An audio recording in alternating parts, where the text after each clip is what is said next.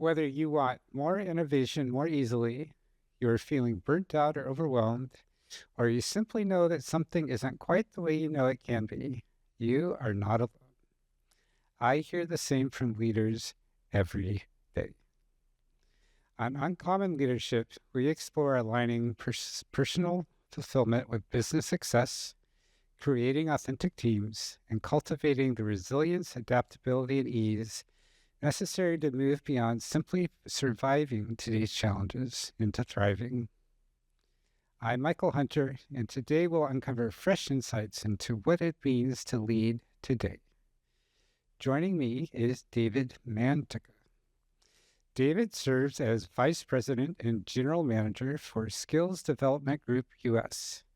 Fueled by his passion for developing empowered knowledge workers, he helps companies through training and coaching, equipping them with today's critical skills needed to work effectively in a VUCA, volatility, uncertainty, complexity, ambiguity world. With over 30 years of experience and more than 700 speaking engagements, he inspires better work practices in marketing, product management, project management, software development, executive management, and all the other key areas of technology and business operations there are. What is Greenleaf out, David? No.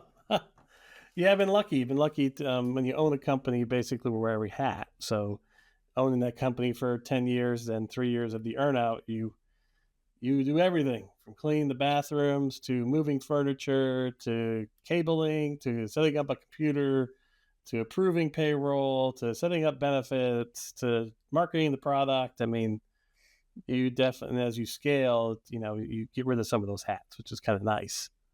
But yeah, I've been lucky enough to be able to see a business from many different sides. And when did you first recognize that integrating your whole self, bringing that into everything that you do, might be a valuable approach? Yeah, it's a good question, Michael. I appreciate that question. So, early in your career and being I'm a Gen X guy, right? So Gen X, we're a small generation. We're between the boomers and, of course, the millennials. And we really were told, just do your job and be quiet. Do your job, do what you're told, be quiet. Do your job, do what you're told, be quiet. So, I was really focused and early in my career and doing my job, doing it well, working very hard, and just focusing on work, not focusing on the people around me or more about me and sharing my personality. I would just take in on any task that was given to me, do it to the best of my ability, take risks, just drive, right? And that's all well and good.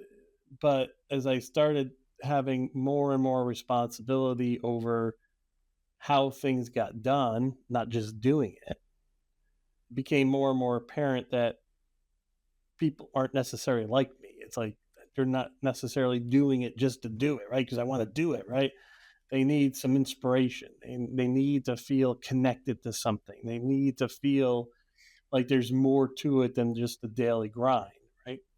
So when you start putting yourself, your authentic self, into your working environment, it allows for people to connect with you. It allows people to see, more truth and, get more excited about what they're doing and why they're doing it, and maybe even learn from you better because of that.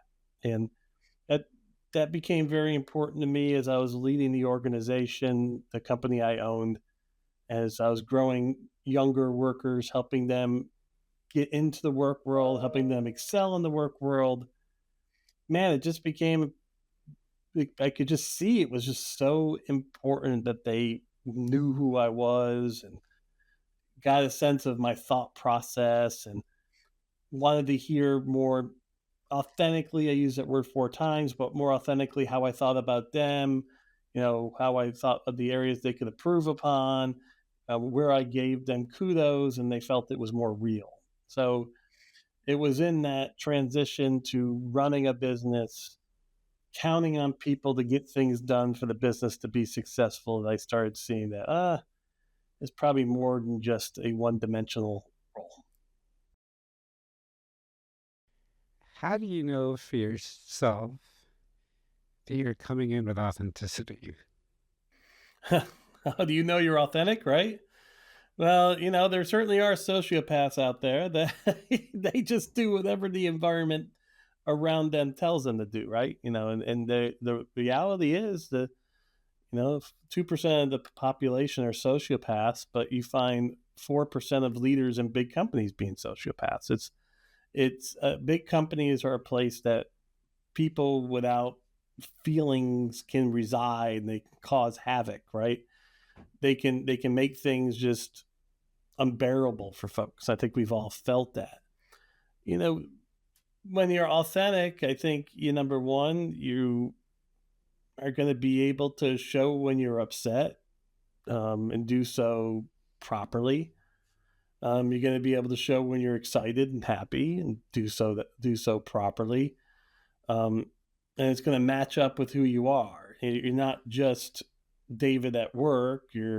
Or David at home. You're David, right? And that carries through. So you're not having to wear a mask, and you're not having to adjust some of your behaviors associated with feeling like you're going to fit into the workplace more.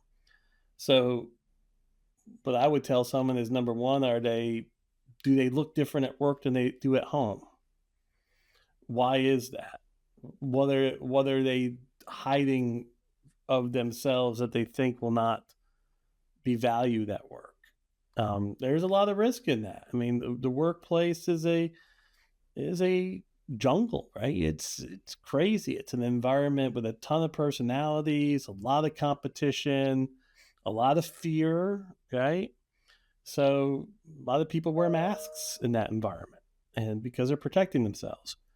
And the downside of that is you can't really like truly actualize yourself if you're wearing that mask. So the first question to ask is, am I the same person at home as I am at work? Am I the same person at work as I am with my friends? Am I able to honestly express an emotion that I'm feeling?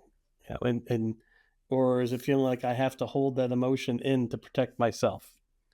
And then how are you feeling? Is that making you feel drained? Is that making you feel tired? Um, and that compounds. If you're hiding that, it compounds and it compounds, and it really drives to burnout. It drives to depression. It drives to agitation. You're really driven by anger and fear more than anything else. And in the workplace, that's a recipe for disaster.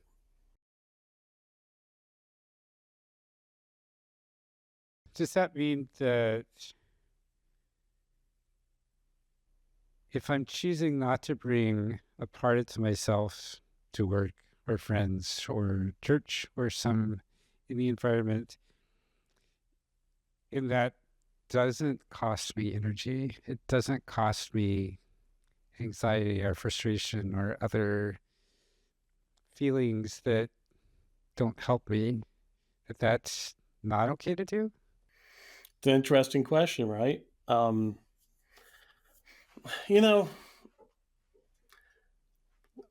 I truly, I don't think when I was driving as a young person that people really knew who I was, right? I was just driving, right? Um, and I don't think I had any interest in showing people who I was because I had work to do. I had issues and challenges and things I had to settle. Um, and I think I could get away with that when I'm in production, when I'm just doing work, right? I'm working. I don't need to help somebody else do their work, or maybe I'm working in a team, but I'm not intimately involved in that. The problem really becomes if you have to lead others. And once you have to lead others, in leadership, not in telling somebody what to do, because that's not leadership, that's basically coerciveness. Once you have to be there and help direct and drive, something changes. And if you aren't truly who you are, people don't trust you. They don't trust. And if they don't trust, they can't really truly understand what to expect, then they aren't going to work at full productivity. They're not going to be They're not going to have full psychological safety, right? Can't really have full psychological safety, but they're not going to have a high level of psychological safety. So I would tell you that, yeah, if you're a production person, absolutely, you can be, it can be whatever mask you want to be and do your job, right? I don't think you're going to be happy. At some point in time, you're going to burn out. You're going to be frustrated. But once you have to lead, that's part of leadership is you lose things. Like when I became a leader, you don't have the same freedoms that you have as somebody who works. You can't hang out with a team all the time. You can't have a special friend all the time. You give up things as part of the leadership role, and if you don't, then that's not true leadership. Doing you're not doing it right. And so once you lead, you have to be able to show yourself more if you want to garner trust. If you want to garner trust so that people have a higher level of psychological safety and they know what to expect, um, you really have to do it. But you don't have to. But if you want higher levels of productivity, you want better outcomes, it's the smarter thing to do. How do we as leaders determine how much of ourselves is necessary to expose right then? For to make an analogy, I could show up with a flaming Hawaiian shirt under my business suit and tie. Mhm. I could come without a tie and the top button undone, so you see a peek of that flaming Hawaiian shirt. I might have a couple buttons undone, or I might have the whole dress shirt just flopping wide open so that you see everything underneath there, that Yeah. flaming Hawaiian shirt, and maybe some belly button when I stretch up tall or something. No, you gotta show some belly button. That's always a good thing. So first off, you people are going to judge you by trust and competency. That's the very first thing that happens, right? So when you're talking about that story, Michael, then it becomes a competency issue. When you're not dressed appropriately, somebody don't feel you're competent, right? And you got to understand that as a leader, that it takes time to be able to go show your true authentic self. First off, you can't just go out there and do that. You work into it. Then number two, it's at the right place at the right time. I can be my authentic self who likes Hawaiian shirts, but I'm in a business meeting, I'm wearing my suit and tie because it's business. I got to get things done, and that's what's expected. Especially if it's outside people, especially if it's a client, a customer, a vendor. There's going to be certain expectations, and as a leader, you kind of show what the company is, right? So if you come out with that Hawaiian shirt and you're goofy, there's going to be an expectation that the company is goofy, and goofy doesn't necessarily drive trust. So I would tell somebody that there is a time to wear that Hawaiian shirt fully. There is a time to show your belly button out. You know, you have to be smart about when to do that. If you're going to a company party and you're still wearing your suit and you're talking business the entire time, that's not smart. That's a place where you can show your authentic self. If you're in a Friday meeting internally and you want to chit chat about your weekend and you can share some of the things that are going on with your kids and challenges with your family, that's a good time to show your authentic self. So you have to be smart. You have to show trust. You have to show competency. That is a lot happens with regard to how you dress, how you present yourself, your executive presence. But you can't let that override the connections you have with people within the company.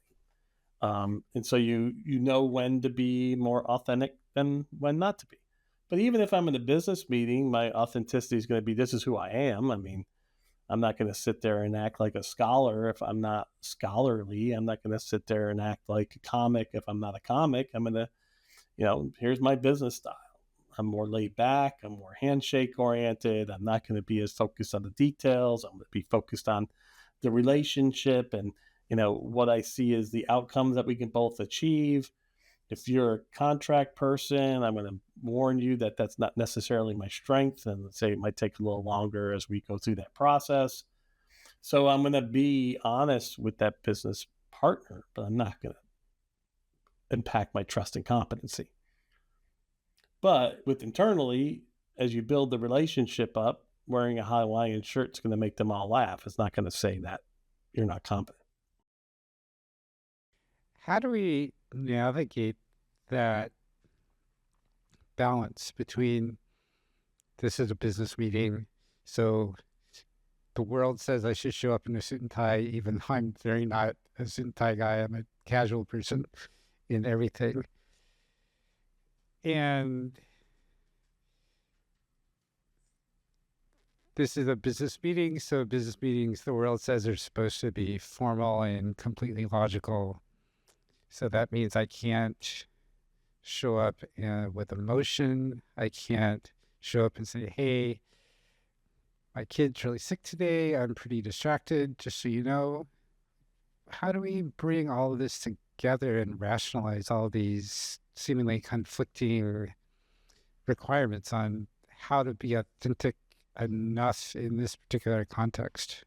Yeah, it's kind of interesting. So the first thing is as somebody looking to work somewhere, I want to understand the culture. And I do want to match the culture to my authentic self. There are cultures that are all casual.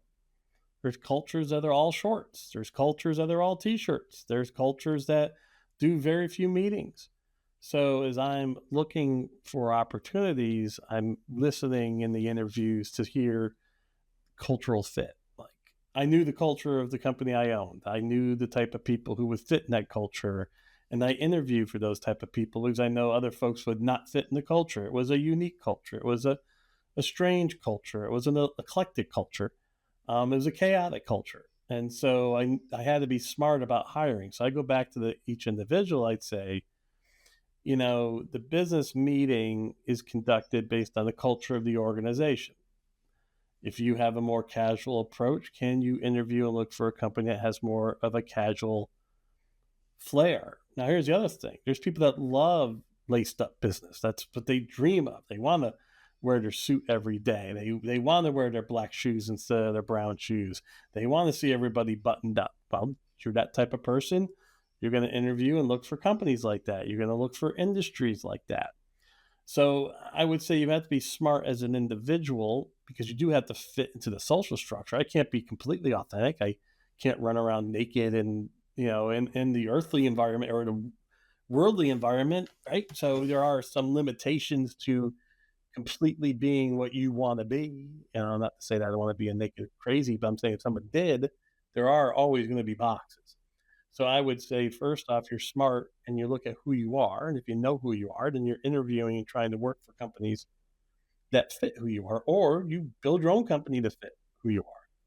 Now, as it relates to the emotional intelligence of knowing you're having a bad day, that's a different topic, I think. So to me, nobody can be truly productive if they have that type of situation going on. So when I do an emotional intelligence class, I really talk about being so self-aware that you can self-manage and you can say, I can't participate today. I am in no condition to give any value. I need to step aside. And I think managers need to do a better job of that on both sides. On their side, conducting meetings that when they're not emotionally ready to conduct them and causing havoc, and then allowing employees to be able to articulate when they are not at their best and not holding them accountable for that and letting them work through those challenges. Ultimately, you have to deliver your work product, right? So ultimately, you can't hide from, oh, I'm having bad day, I'm having bad day. There's going to be a trend and you're going to have to deal with that. But I don't think most people do that. So I would tell you, as it relates to the bad day side, as it relates to a difficult situation side, that comes back to emotional intelligence. I'm hopeful that organizations start realizing how powerful it is to have those conversations and change schedules accordingly to make sure you're having difficult conversations when you're in the right frame of mind. You're having creative conversations when you're in the right frame of mind. I'll give you one more example of that. It used to drive me crazy. It's like I had a really good marketing manager, very detailed, very analytical. Oh, she was off the charts great, right? Had a very good creative guy. He was chaos, unstructured. One, he liked to work all hours of night and day. And she used to get upset. And I say, one of the things you got to realize, I would tell her, is that you can't put yourself in the creative process all the time. We're expecting this person to come up with new, interesting things. That we got to accept that his creative process might be at night, and I can't stop that. I need the output. I mean, I need the outcome. I need the outcome from that output. And if that's what it takes, then we have to accept and work through that. Like I struggle sometimes before ChatGTP to write, and I would always need to be in a proper mindset, but it wasn't magical. I had to get into that mindset. So, I think we need to do a better understanding. And sometimes some type of those creative endeavors isn't just magic. You have to, it takes time. And we have to be emotionally intelligent enough to give people that time to do that or let them do it in the times that work best for them. Which is maybe part of the business value of creating these cultures where people feel safe and empowered to bring their unique talents to everything that they do. That when we let people work the way that they work best, they're likely going to be more productive, effective, efficient, all the adverbs that you as a business care about. And so all the metrics that you as the business care about are probably going to go up as well. Yeah, the challenge in what you just said is the mindset of the leader. I mean, it goes back to, are you leading because you want control, or are you leading to hit valuable outcomes? And too often we're trained that leadership is control and I'm responsible for the output. So I'm going to control the activities that make the output happen. And that's where things fall apart. And it's partly an educational situation with regard to this. Um, it's partly a cultural situation. We showcase this all the time, right? And it's also an individual problem because there's a lot of fear in being completely autonomous at work, by the way. Um, Autonomy means responsibility. Responsibility is risk. You know, if you're autonomous at work and you're allowed to be authentic, there's a lot of risk in that. It means you're making decisions, you're making choices. Those choices could be wrong. You can make mistakes. Are you used to making mistakes and dealing with them? This concept of learned helplessness is that, our work structures have really instinctually tied us to just doing what we're told. So there's a lot of problems in our work environment tied to this word authenticity and being authentic at work. There's a lot of underlying things that can wreak havoc with it. We talked about the trust and competency thing, right? We're judgmental creatures not by heredity, but by just evolution. It's a protection mechanism. So you have an expectation of what you expect something to be. So initially, so you just can't be authentic if yourself doesn't match that expectation. We talked about that. Now let's look at the protection mechanism of autonomy and the fact that autonomy is risky. Risky is scary. And let's talk about the issue of management. Management is control. Control means I at least can understand what I'm responsible for, and so I'm going to control it. It's a messy recipe. When you talked about the word VUCA, that's where the fear comes in. We can live with all this if there wasn't change. If there wasn't change, okay, managers control, people use learned helplessness. We're not exactly being our true authentic self. We're doing our job. Everything's fine. Throw change in there, and that's where it all blows up because none of it works. The only way you can deal with change is by cognitive diversity, by open ideas, by time, by flexibility, by testing, by failing. And that's where the whole thing blows apart. And this is very well shown in the S&P 500. I mean, companies used to last on the S&P 500 for 30 years. Now they barely last on the S&P 500 for 15, 12. Unicorns pop up and sprout up and kill, steady Eddie companies because they can myopically focus on their thing, while the steady Eddie companies got to deal with change and the culture's not can deal with change and it implodes. There's a lot of messiness in that conversation. Word that's coming to me as we talk here is that business, when we are business, everyone that we're working with in business, that is a form of community. Hmm. And we have a obligation to bring our unique self into that community because that's what they hired us for, presumably, is that we had something they didn't have already. Hmm. And also, if we really care about that community, then we want to bring our unique selves there in a way that is safe for us so that we can show up and bring our unique self there and also safe for everyone else.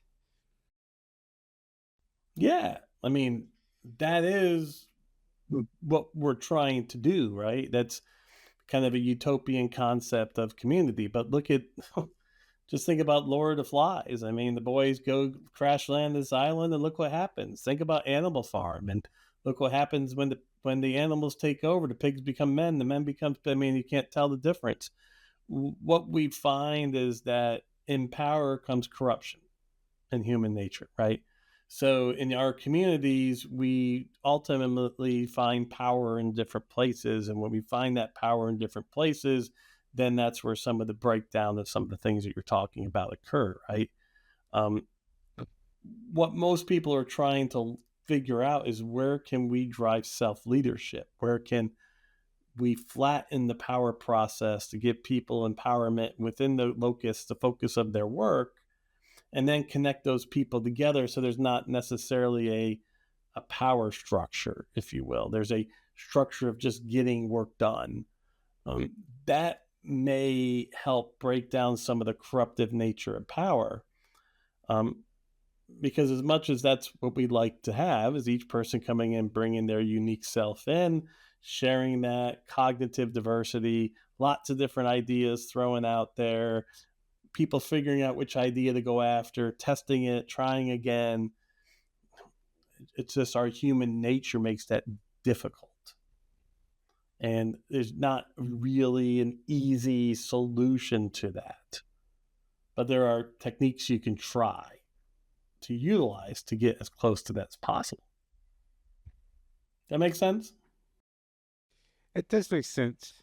What are some tech what are some of those techniques that work well, that tend to work well when someone just starting out experimenting with Oh man, there's so bringing many on more. interesting things, right? You know, one of the first things I saw was that the leader has to have a thin skin. So you have to welcome bad stuff. You have to welcome people complaining and pissing and moaning. You have to welcome not everybody being happy. You got to welcome critiques on your work. That's just the nature of the beast. People like to complain, right? So I found that if I was more open to that and just listened and processed it, let them kind of vent. I even had somebody come up to me one time and say, "Why do you let them talk to you like that?" I go, "I'm glad they're talking to me like that. That means they're actually being honest with me. I mean, I love it." The other thing you have to do is you have to show people the other side. Like I used to have people say to me, "Why are you letting that person get away with that?" And I would say, "Okay, here's the situation. Wouldn't you want me to give you the same leeway I'm giving that person if you had that problem?" So making sure they see it beyond just themselves. Like, look at you, you have that problem. You're going to be treated. Aren't shouldn't you be excited? I mean, wow, the company's treating Bob like that. If that happens to me, they're going to treat me like they treated Bob. That's great. I mean, that's so comforting. But that's not necessarily the case. So you have to kind of point that out. That's another technique a leader can use is to just kind of rationalize. Hey, this is why I'm doing this. Explaining things more, being more communicative. Like, this is why I made the decision here. This is why I made the decision there. This is what my logic was. This is what my thought process was. I find that, showing your thought process can help people at least feel more comfortable that something was thought through. Okay, they might have not made the same decision I would make, but I like what at least they could explain to me why they made the decision. I tried to do that with my wife all the time. I'm like, here's why I made the decision. You might not have liked my decision, but at least I was thinking about it. I just wasn't acting instinctually. I put the bar of soap here because I thought maybe you'd want it there because of this, and this. And it does have a tendency to help. At least she knows I was thinking and might not have liked the outcome, but at least there was thought and it wasn't just me doing it. Right. So that helps out. That helps out a lot. The biggest, the number one thing that someone can carry into work to make things work better for them at the worker side, not the leader side, is self-esteem. I mean, self-esteem is so hard. There's so much fear. There's so much. I mean, workplace is a scary place. It's a fearful place, right? But self-esteem rides over that, and the confidence that I'm going to be okay. Too many folks are worried about being laid off, about being fired, about being taken advantage of. And I get it, rightly so. But in the vast, vast majority of the cases, someone got laid off, they found another job. Someone quit, they found another job. They didn't become destitute on the side of the road. And I think having some that self-esteem, it's tough because I'm a millennial. I learned to drive work by fear. I mean, excuse me, I'm a Generation X person. Generation X person, we learned to work by fear. I mean, that fear I mean, I talk to so many people that are highly productive, and it's a very fear-oriented productivity. So, what's fear? Fear is a lack of, faith in oneself. You're scared, right? And that anger comes out too when that happens. So I would say cultivating a sense of self-esteem, not irrational self-esteem, but the self-esteem to know that you're valuable, that you can work elsewhere, that you have an innate value that may not be valued at the place you're at, but can be valued somewhere else. If we do these as tiny experiments, then we can do them in little itty bitty increments so that if it doesn't create the outcome we're hoping for, it's not a big deal. If we think about it as mixed. Yeah, this is the thing about this, which is really hard because you companies get really big. When they get really big, it's a it's a challenge. It's yes. The more you can test and iterate as a leader and how you're going to approach the group you're within, the better. The more open you are that it's not about me, it's about them. And then seeing how your actions or reactions affect them. Um, Ultimately, knowing that you can't change their opinion of you, you can influence it, but it's especially a younger new manager coming in, there's a lot of challenges with that. Yeah. One of the things that I see a lot of leaders do if they're coming in and trying to do a transformation is they'll just let everybody go and hire their own people because it's easy, right? Because they hire people that are like them and they can start moving forward without a lot of this whole, friction. It goes back to the whole concept of storming, norming, forming, and performing, right? Any team structure initially is going to have some storming fit as you form, then you're going to storm and figure things out. If you just let everybody go and you bring in your own cronies, it's a much faster way to some levels of normal production. So some folks, test it that way. So, the testing of incremental tries is very important. The problem is that you have these just gigantic organizations that then it becomes more difficult. And even those gigantic organizations, even if I'm high up in that organization, I can always start small with my assistant, with that one person who reports to me that I always have an easier time talking to than anyone else.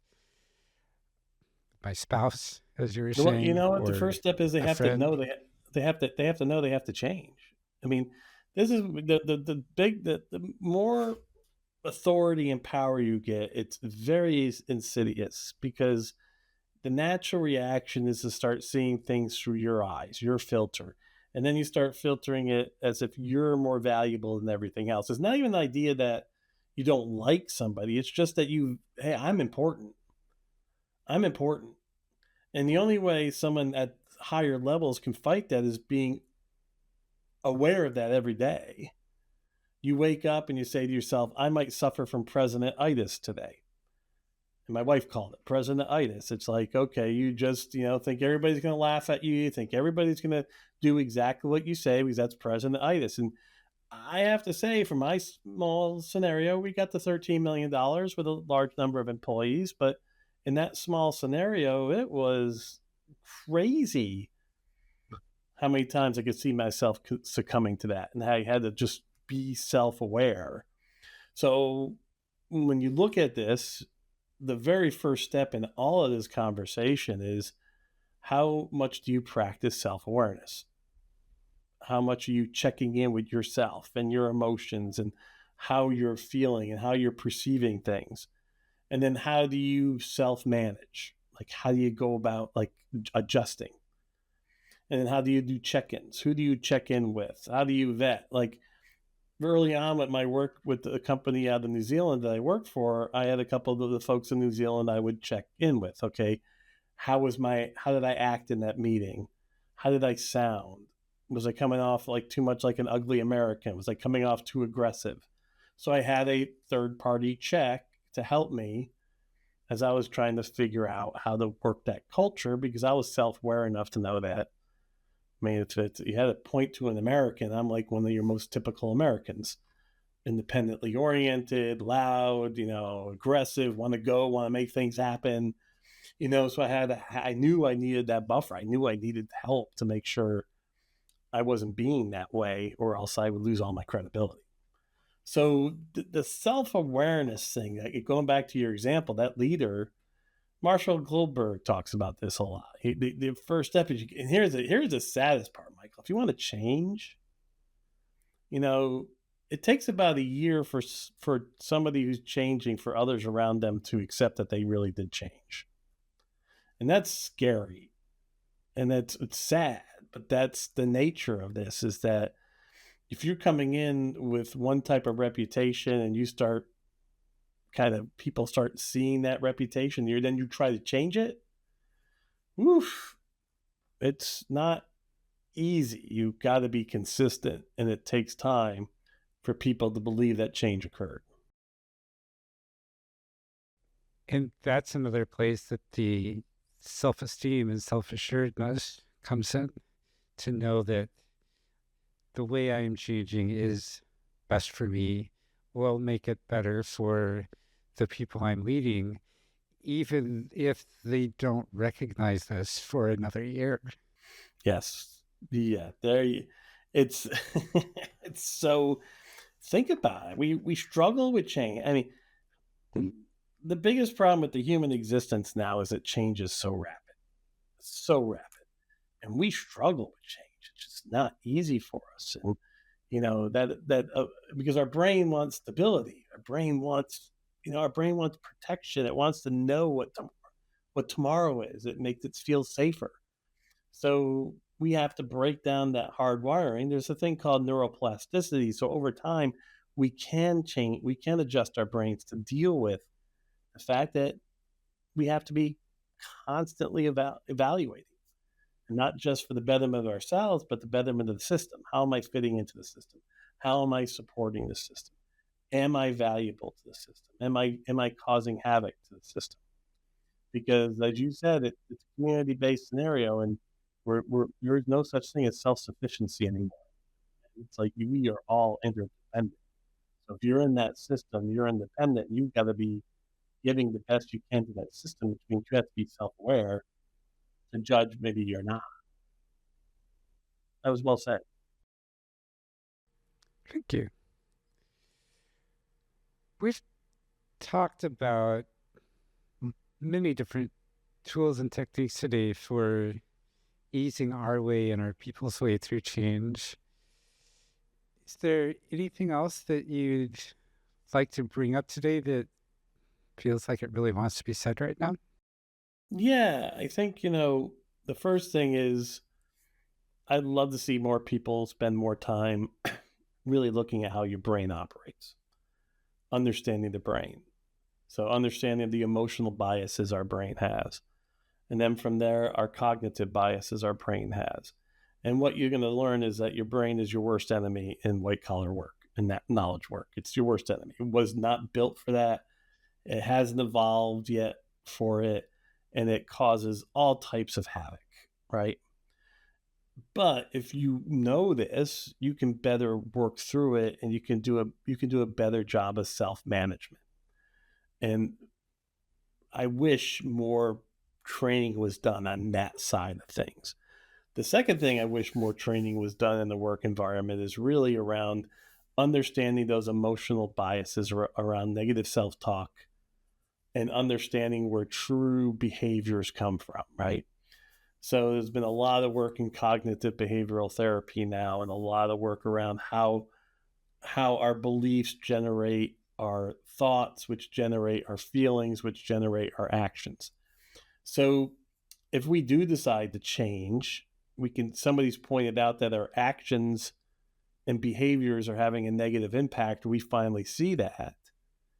You just can't go find a new framework. You just can't go find a new behavior. You're going to have to go deeper and look into what are the values, what are your beliefs that have caused these things to happen. And so in companies, there's a lot of times they go through these massive transformation projects. You shall do this now. You shall do agile now. You shall do digital transformation now. You shall do e-commerce now. Just some I'm throwing out there without telling people why. What beliefs do we need to change within the organization? How do we showcase the values that just why we're doing this? So that then maybe the thoughts about it will adjust and the feelings about it will adjust. And then ultimately we'll see real behavior and action change. And so those are really the two things I think could have a big difference. Better training around emotional and cognitive biases, cognitive dissonance, how your brain operates, why your brain isn't your best friend in knowledge work, and then a real deeper understanding of negative self-talk, the stress that causes, and how you can use your understanding of how your beliefs and values produce your thoughts and feelings, which produce your actions, and then be able to make meaningful change because of that. For people who would like to get in touch with you to learn more about doing either of those and all the other things we've talked about today, what, David, is the best way for them to connect with you? Well, I'm a very unique name. So David Mantica, and it's up there on the top of the podcast here. And so you can just search me out on LinkedIn. I'm the only one up there. So very easy to find me on LinkedIn. Also emailing me at dmantica@gmail.com. So the letter D, then my last name at gmail.com is two great places to connect with me. We put a lot of content up on my LinkedIn page. And I certainly watch my Gmail consistently and engage a lot of really cool people there. And then you have a learning hub with a ton of content as well, correct? Yeah. So on the skills website, my company, not company I own, but the company I work for, Skills Development Group, on the website, www.skillsd as in David G.com, we have a ton of content up in our learning hub. White papers, videos, web seminars, blog posts, all of it free. A great deal of really good information. What we learned in the training business is we don't make money on knowledge and skills anymore. I mean, knowledge and not skills, excuse me, knowledge and understanding. You have knowledge, you have understanding, you do skills development, right? And knowledge and understanding really can be gotten for free. So really where you start making money is when you start building skills, tools, techniques, and helping people get outcomes. So we do a lot of training for free. And training that I would have got hundreds of dollars for back in the 90s before the internet and then before all the streaming stuff and everything else. It's amazing how the education space has changed. But anyways, we give a lot away for free. I appreciate that, David. Thank you. No And I'll have all problem. those links. And I'll have all those links in the show notes. Excellent. What would you like? What would you like to leave our audience with today, David? Oh, what would I like to leave the audience with? You know, actualization is probably the best way to happiness, right? How you actualize yourself. But the problem is that we get caught up in actualization being money oriented or being power oriented or being positionally oriented. It's exciting to me that the newer generations aren't necessarily as indoctrinated into that as maybe my generation was. But taking a step back and looking at when do you feel actualized? What is it that really gets you fired up? And if you can dig into that, that's where you'll start creating value. Maybe the world doesn't value it that much, so you might not get as much in return as you'd hope, but you're going to get real value for yourself out of it. And I guess really that's the win point. Being able to actualize yourself and looking for ways to do that. And for me, it boiled down to helping people. I mean, where I actualize my best self is when I'm helping people, whether that's paid or unpaid. There's a real value in that for me. So just think about that. Think about how you actualize yourself. Do more self management, self awareness type work, and you'll get a lot more happiness long term associated with things that you're doing. And happiness not being, but being more satisfied. Like, yeah, getting stuff done. I feel good about it. Yeah. Thank you so much for fabulous conversation today, David. No problem. Like you there, Michael. Look at you're actualizing yourself with the podcast.